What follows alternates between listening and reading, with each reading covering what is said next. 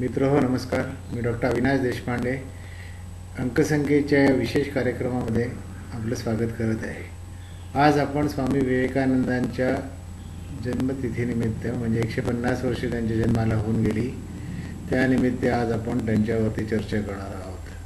अर्थात स्वामी विवेकानंदांच्या आयुष्याबद्दल आणि त्यांनी केलेल्या कार्याबद्दल आपल्या सर्वांना माहिती आहे, पण आपल्याला ज्या गोष्टी माहिती नाहीत याबद्दल मी रात्र आपल्याशी बोलणार आहे. त्यामुळे हा एपिसोड आपण जरूर बघावा, कारण आपल्याला या एपिसोडद्वारा कळेल की स्वामी विवेकानंदांनी जे महान कार्य केलं त्या कार्यामध्ये त्यांना त्यांच्या डेस्टिनीची किंवा आपण म्हणू अंकसंकेताद्वारे त्यांनी केलेले नावांच्या बदलाचा कसा फायदा कुठल्या कुठल्या स्टेजला झाला. आपल्याला आश्चर्य वाटेल. हा सर्व जीवनपट मी आपल्याला आज उलगडून दाखवणार आहे. त्यामुळे आज आपण अंकसंकेत मधून अंकशास्त्राच्या द्वारे जाणून घेण्याची कोशिश करत आहोत, प्रयत्न करत आहोत की स्वामी विवेकानंदांना ज्यांनी आपल्या भारताचं नाव आपल्या सर्व जगाच्या पाठीवरती शिकागोला जी 1893 जी परिषद झाली त्याच्यामध्ये भारतीय वेद म्हणजे काय, इंडियन फिलॉसॉफी आणि इंडियन स्पिरिच्युअल लाईफ याबद्दल त्यांनी जे काही विचार मांडले यामुळे सर्व जगात त्यांना मान्यता मिळाली. आणि हे का घडलं याबद्दल आता आपण सविस्तरप्रमाणे त्यांच्या जन्मापासून झालेला इतिहास आपण बघणार आहोत. आपल्याला जसं दिसतंय तसं की स्वामी विवेकानंद यांना आपण आता स्वामी विवेकानंद म्हणून सर्व जग ओळखतं. वास्तविकता सर्वांना आपल्याला आश्चर्य वाटेल की स्वामी विवेकानंद यांचं नाव हे त्यांनी 1893 जेव्हा शिकागोला ते गेले त्यावेळेला त्यांनी घेतलं होतं. त्याच्या आधी त्यांचं नाव स्वामी बिभीषानंद होतं. त्यांना अजित सिंग यांनी ज्या वेळेला ते US शिकागोला जाणार होते परिषदेसाठी त्यावेळेला त्यांना सुचवलं की तुम्ही तुमचं नाव बिभीषानंद जे आहे ते सोडून त्याऐवजी आपण स्वामी विवेकानंदाचं नाव घ्यावे. अर्थातच काही लोकांना इवन बिभीषानंद त्यांचं नाव होतं हेही माहिती नसेल. यामुळे मी आपल्याला रिक्वेस्ट करतो की आपण सर्व लोकांनी विकिपीडियावरती जाऊन मी जी काही माहिती बोलत आहे यातलं तथ्य चेक करून घ्यावं, तपासून घ्यावं. तर आपल्याला कळेल की ॲक्च्युली आपण आता त्याचं जन्मापासून त्यांचं नाव खरं तर नरेंद्रनाथ म्हणून आहे. सो नरेंद्रनाथ दत्त म्हणून त्यांचं खरं घराण्यात ते जन्माला आले. सो नरेंद्रनाथांचा जन्म आपण जसं बघतोय ती 12 जानेवारी 1863 साली झाला. आता आपण यांच्या जेव्हा मी आयुष्याचा चित्रपट बघितला किंवा आयुष्याच्या ज्या गोष्टींचा जेव्हा आढावा मी विकिपीडियातून घेतला तेव्हा मला असं आढळलं की अरे आपण दरवेळेला म्हणतो नावात काय आहे, पण खरोखरच नावात बरंच काय आहे. आणि आपलं नाव जर आपण योग्य वेळेला जर बदललं किंवा त्याचा वापर जर आपण योग्य रीतीने करू शकलो तर आपलं आयुष्य आपण चांगलं करू शकतो. तर सर्वप्रथम आपण बघणार आहोत की ज्या वेळेला लहानपणी म्हणजे ज्यांचं नाव जन्मात नरेंद्रनाथ असं नाव वापरलं जायचं त्यांना लहानपणापासून 12/1/1863 जन्म असल्यामुळे त्यांचं जर ड्रायव्हर म्हणजे 3 म्हणजे जन्मदिवसाची टोटल म्हणजे गुरु येतं. तर टोटल जर आपण केली संपूर्ण जन्मतारखेची तर ती 4 वरती येते. एकांकी आकडा म्हणजे राहू. हे एक जरा विचित्र कॉम्बिनेशन आहे असं मी म्हणेन, कारण गुरु म्हणजे ट्रॅडिशन्स, गुरु म्हणजे ज्ञान, गुरु म्हणजे देवपूजा, गुरु म्हणजे जे कन्व्हेन्शनल आपण जी कामं करतो. तर राहू म्हणजे त्याच्या अपोजिट आहे म्हणलं तर, कारण राहू हा आपल्याला नेहमी हेड पोर्शन किंवा डोक्यावर असं दाखवतात म्हणजे विचारवंत, एक out of the box thinking. म्हणजे जो व्यक्ती आउट ऑफ द बॉक्स एक वेगळी विचार करू शकते जी नॉर्मली देव मानत नाही. म्हणजे देव न मानणारा माणूस आणि देव असा जो काही द्वंद्व आहे, हे जे काही युद्ध आहे हे यामध्ये दिसतं. तर त्यांच्या जन्मतारखेतच असं दिसतं की गुरु आणि राहू यांच्या क्लॅशमुळे, यांच्या भांडणामुळे अशी व्यक्ती ही काहीतरी वेगळं करणार आणि तिच्या मनात काहीतरी वेगळं विचार चालू असलेले आपल्याला लहानपणापासून दिसतात. जर त्यांचं लहानपण आपण बघितलं तर ते लहानपणी शिव, राम, सीता वगैरे यांच्या फोटोपुढे बसून ते ध्यानधारणा करत असतात. त्यांना साधू संत आणि हे जे काही आपल्याकडे फकीर किंवा हे जे काही बाबा दिसतात यांच्याबद्दल त्यांना एक गूढ अट्रॅक्शन होतं. आपण विकिपीडियामध्ये ते वाचू शकता आणि आपल्याला तेही कळेल की ते लहानपणी खूप रेस्टलेस होते, म्हणजे अस्वस्थ एक व्यक्तिमत्व होतं त्यांचं.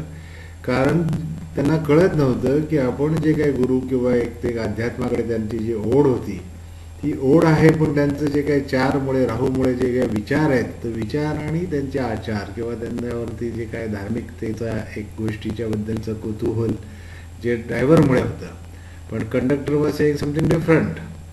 आणि तुम्हाला माहिती आहे की जीवनाचा प्रवास जसा आपला बसचा ड्रायव्हर आणि कंडक्टरच्या ट्युनिंगवरती होतो तसंच त्यांच्याही आयुष्यातला प्रवास हा त्यांच्या ड्रायव्हर कंडक्टरवरती होणार होता किंवा होत होता.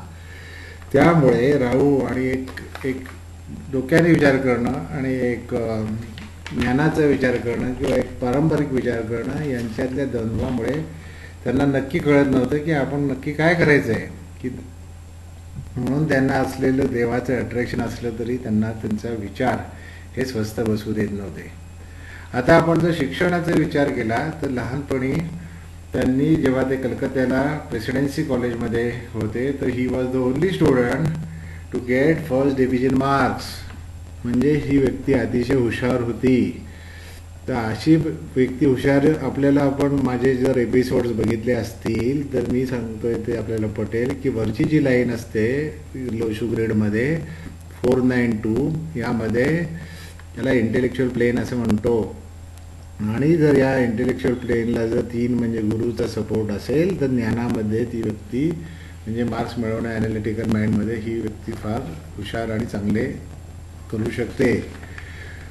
तर 4 म्हणजे 2दा 4 एक त्यांना त्यांच्या नावामुळे एक राहूचं प्राप्त झालेलं आहे आणि एक त्यांचं कंडक्टर 4 असल्यामुळे ह्या व्यक्तीला अफाट बुद्धिमत्ता होती हे दिसतं. आणि त्यामुळेच ही व्यक्ती कॉलेजमध्ये सुद्धा चांगले मार्क मिळवत होती. म्हणजे he was a very intelligent student as such.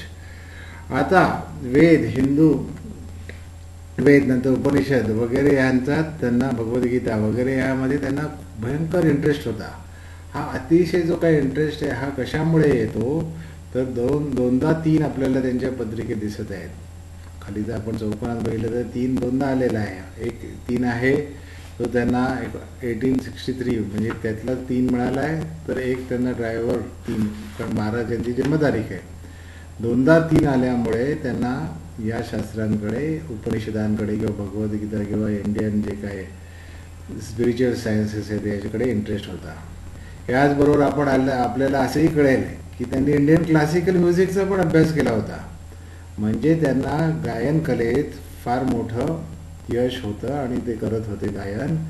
याचं कारण म्हणजे 6 कारण त्यांचं 1863 6 म्हणजे शुक्र. आपल्याला माहिती आहे की गायन किंवा इत्यादी कला ज्या आहेत या 6 म्हणजे व्हीनस किंवा शुक्राच्या खाली येतात. आता याच्यानंतर त्यांनी जे इंडियन फिलॉसॉफी बरोबर वेस्टर्न फिलॉसॉफीचा अभ्यास चालू केला त्या वयात. कारण परत 2दा 4 म्हणजे ते नरेंद्रनाथ म्हणून ते ओळखले जाते तेच्या एक 4 आणि एक त्यांचा कंडक्टर 4.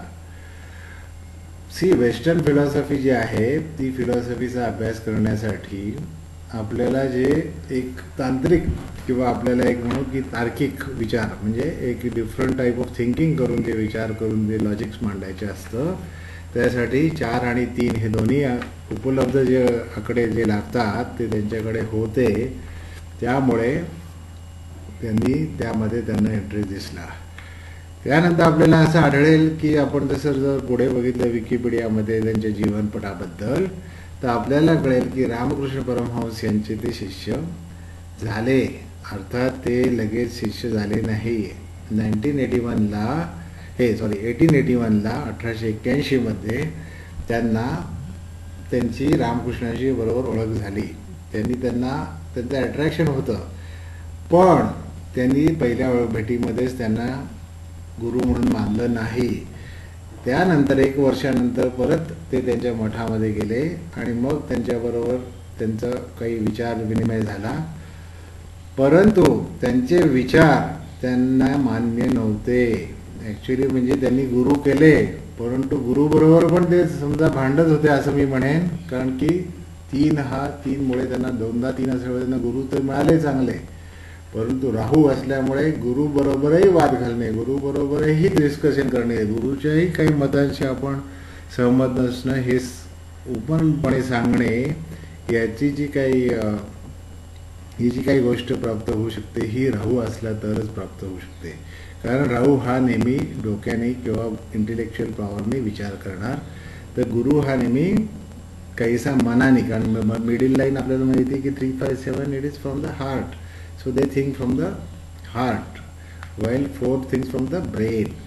सो हे जे काही अद्वैत वेदांताचं नॉलेज त्यांना जे काही मिळालं त्यांच्या गुरूंकडनं, रामकृष्ण परमहंसांकडनं, हे त्यांनी प्राप्त केलं. आणि मग 1884 मध्ये 1884 मध्ये म्हणजे त्यांना गुरु मानलं, हे 3-4 वर्षांनी मानलंय बरं का. म्हणजे इमिजिएटली त्यांनी गुरु मानलं नाही. त्यांच्याबरोबर त्यांचे काय म्हणू आपण तात्विक मतभेद होते किंवा त्यांना त्यांचं जे काही अद्वैत वेदांत होता हे पटतच होतं असं नाही.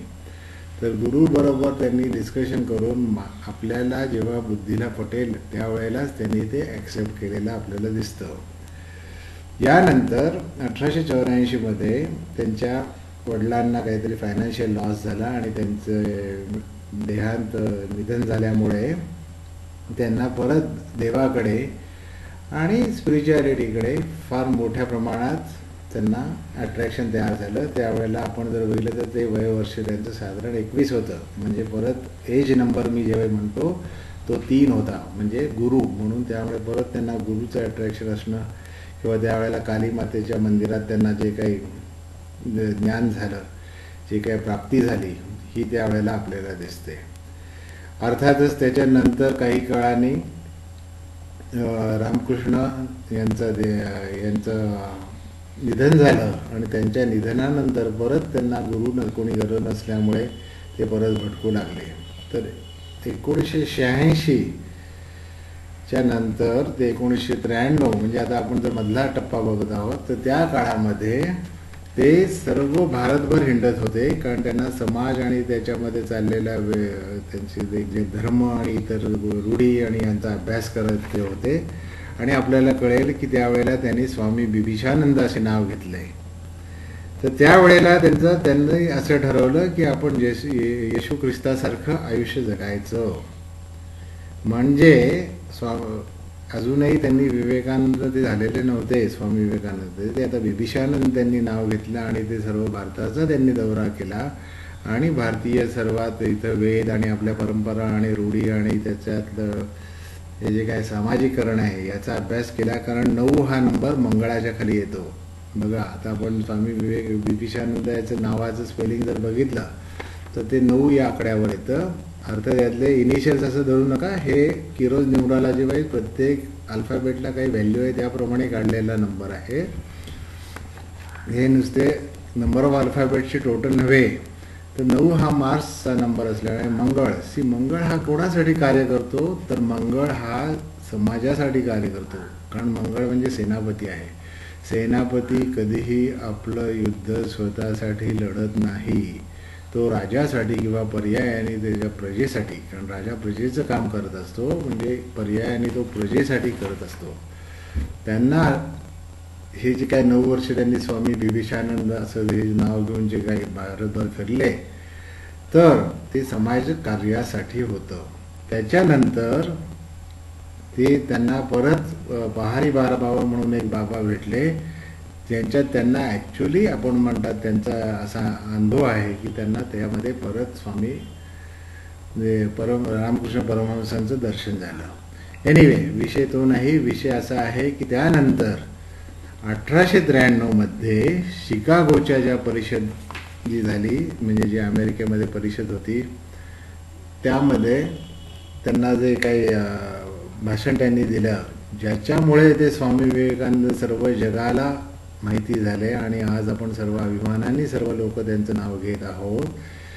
यासाठी त्यांना अजित सिंग यांनी, त्यांचे एक स्नेही, त्यांनी सांगितलं की अरे तुम्ही स्वामी बिभीषानंद नाव सोडून द्या, त्याऐवजी तुम्ही स्वामी विवेकानंद असं नाव घेऊन जर तुम्ही US ला जावं. त्याप्रमाणे त्यांनी शिकागोची परिषद अटेंड केली आणि त्यांनी, आपल्याला आश्चर्य वाटेल की 6 हा नंबर व्हीनस म्हणजे शुक्राचा नंबर येतो. आणि मी तुम्हाला माहिती आहे की मीडिया शुक्र काय देतो तर मीडिया पब्लिसिटी, हे जे काही मीडियाचं अटेन्शन आहे, म्हणजे त्यांच्या ज्या भाषणामुळे त्यांना जे काही जागतिक दर्जाचं जे काही एक स्थान मिळालं भारताला आणि त्यांना, हे 6 या आकड्यामुळे मिळालं. परंतु त्यामुळे जसं आपण बघितलं की ॲक्च्युली नरेंद्र दाभोळकर यांचा एपिसोडचा आपण बघितला, थोडंसं विषयांतर होतं आहे, पण मी म्हणतो की नरेंद्र दाभोळकर या सरांनी जे काही कार्य केलं हे खरंच महान असून सुद्धा त्यांना का नाही मिळालं पब्लिसिटी, किंवा त्यांना का नाही मीडिया अटेन्शन मिळालं, कारण की 6 त्यांच्याकडे नव्हता. मागेही आपण अण्णा हजारेंचा एपिसोड बघितले तर आपल्याला कळेल की 6 अण्णा हजारेंकडे 6 हा 2दा का 3दा आहे त्यांच्या पत्रिकेत. त्यामुळे त्यांना जे अटेन्शन मिळतं मीडियाकडनं ते वास्तविकता नरेंद्र दाभोळकर हे पण 4 आणि असेच विचाराचे होते, पण त्यांना त्यांचं कार्य महान असूनही अटेन्शन न मिळाल्यामुळे त्यांना जे काही जादू टोणा विरोधी जे आंदोलन त्यांनी केलं होतं किंवा ते जे बिल पास करायसाठी प्रयत्न केले त्यात त्यांना यश एवढं आलं नाही, कारण मीडियाचा सपोर्ट नव्हता. एनिवे, मला असं सांगायचं आहे की शेवटी त्यांनी स्वामी विवेकानंद हे नाव घेतल्यामुळे त्यांना ते यश प्राप्त झालं. याचबरोबर आपण अजून 2 गोष्टी यामध्ये बघणार आहोत. त्यातली पहिली गोष्ट म्हणजे त्यांच्या चार्टमध्ये आपल्याला 5 हा आकडा कुठेही दिसत नाही. मित्रहो, एक गोष्ट लक्षात ठेवा की 5 हा अंक महत्त्वाचा आहे, जो आपल्याला स्टॅबिलिटी देतो. कारण आम्ही नेहमी म्हणतो वास्तूमध्ये, किंवा हे पण वास्तुपुरुष मंडळच आहे किंवा लोशू ग्रेड जी आहे ही सेम आहे, फक्त आपण पर्सनल एनर्जी बोलतोय म्हणून आपण त्याचा विचार करतोय. तर 5 हा अंक हा ब्रह्मस्थान किंवा गुड लक सेंटर चायनीजमध्ये म्हणतात, म्हणजे centre portion is very important. 5 हा बुधाचा आकडा असल्यामुळे जर आणि सेंटरला असतो, त्यामुळे कुठलाही योग कुठल्याही गोष्टी होण्यासाठी तो महत्त्वाचा आहे. कमर्शियल सक्सेस या माणसाला नव्हता आणि त्यांनी कधी पैशाचा विचार केलाही नाही अर्थात, कारण की 5 हा नसल्यामुळे. अर्थातच त्यांनी जे दारिद्र्य बघितलं त्यांना ते उपभोगायला लागलं वडिलांच्या निधनामुळे, जे काही दारिद्र्याचा सामना करायला लागला हा because of the lack of number 5. याचबरोबर त्यांचं जे काही 3 आणि 4 ड्रायव्हर आणि कंडक्टरचं कॉम्बिनेशन वाईट असल्यामुळे, तितकं चांगलं नसल्यामुळे त्यांचं तसं आयुष्य खडतर गेलं. आणि यांच्यासारखा हा आपला एक दिव्य भव्य काम करणारा माणूस, आपण फक्त वयाच्या 39व्या वर्षी त्यांचं निधन झालं, म्हणजे 40च्या आत त्यांचं निधन झालं. याचंही कारण त्यांचा कंडक्टर 4 आहे म्हणून. आता हा वास्तविकता हा विषय नाही, परंतु आपलं जीवन अचानकपणे संपण्याच्या गोष्टी, म्हणजे एखाद्याची डेथ अचानक होणे वगैरे, हे जे प्रकार आहेत हे ड्रायव्हर आणि कंडक्टर राहू किंवा केतू असतील तर आहेत. राहू आणि केतू या 2 ग्रहांचा, म्हणजे वास्तविकता ते ग्रह नाही, ते छेदनबिंदू आहेत, यांचा मृत्यूशी काय संबंध आहे हे मी काही एपिसोड्स नंतर आपल्याला डिटेलमध्ये आपल्याशी ही चर्चा करणार आहे. परंतु प्रेक्षको लक्षात ठेवा की राहू आणि केतू जर आपला ड्रायव्हर किंवा कंडक्टर असेल तर कदाचित अचानक किंवा अनएक्सपेक्टेड टाईमला आपल्याला डेथचा सामना करावा लागू शकतो. एनिवे, आज आपण 150व्या त्यांच्या जन्मदिवसाच्या पुण्यतिथीनिमित्त आपण आज स्वामी विवेकानंदांबद्दल चर्चा केली. यातून आपल्याला अंकसंकेताद्वारे किंवा अंकांद्वारे आपलं आयुष्य कसं बदलू शकतं किंवा कसं ठरू शकतं हे कळलं असेल. परत भेटूया पुढच्या भागामध्ये.